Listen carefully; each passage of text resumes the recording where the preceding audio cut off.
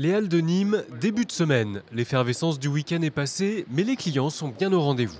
Parmi eux, le président de la Chambre de métier qui part à la rencontre des artisans du département. Poissonniers, confiseurs d'olives, bouchers, des activités parmi les 510 répertoriées en France pour décrocher le titre d'artisan. Ils sont un peu plus de 3 millions d'actifs regroupés en 4 secteurs, les services, le bâtiment, la fabrication et l'alimentation. Point commun, un savoir-faire parfois ancestral et une proximité avec leurs fournisseurs ou leurs clients toujours plus grande.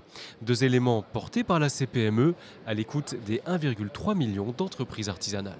On a un savoir-faire qui est indéniable, on avait du mal à le faire savoir.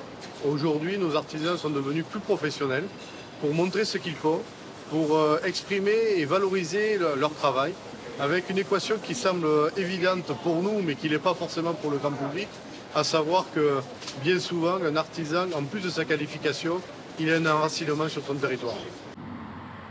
Un ancrage territorial qui répond parfaitement à la demande des consommateurs, plus attentifs à l'origine des produits et aux conditions de leur élaboration.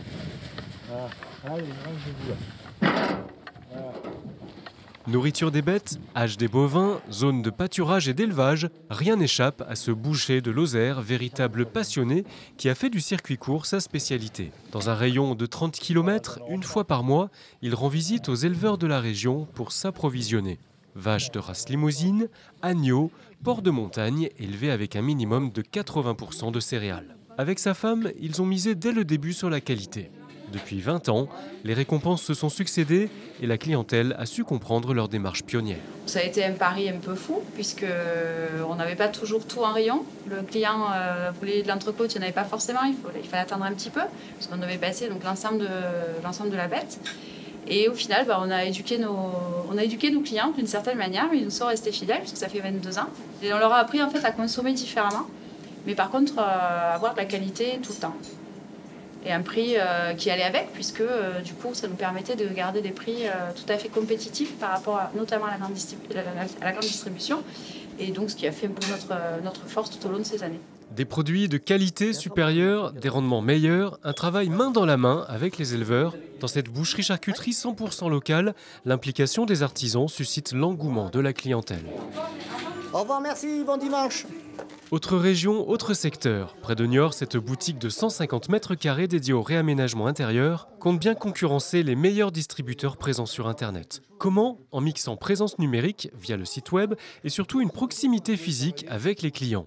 Ici, les particuliers, mais aussi les architectes ou les maîtres d'œuvre peuvent toucher les derniers tissus tendances, recevoir les meilleurs conseils pour un revêtement mural atypique, s'assurer des filières de développement durable des produits, tout en prenant du plaisir à effectuer leurs achats. Une équation que seul un artisan peut réaliser. C'est vrai que d'acheter sans se rendre compte, c'est difficile. Donc l'esprit de la boutique, c'est vraiment de dire, venez, on vous prête les collections, on peut vous faire rentrer des échantillons, 2, 3, 4, et ça vous permet de mettre en situation dans votre pièce que vous voulez réaménager.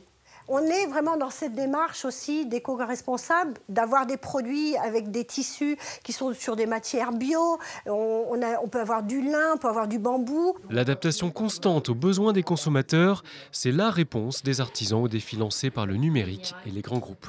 La CPME soutient tous ces chefs d'entreprise audacieux qui font vivre les territoires au quotidien. Là, la dernière qui est sortie, c'est plus des panoramiques.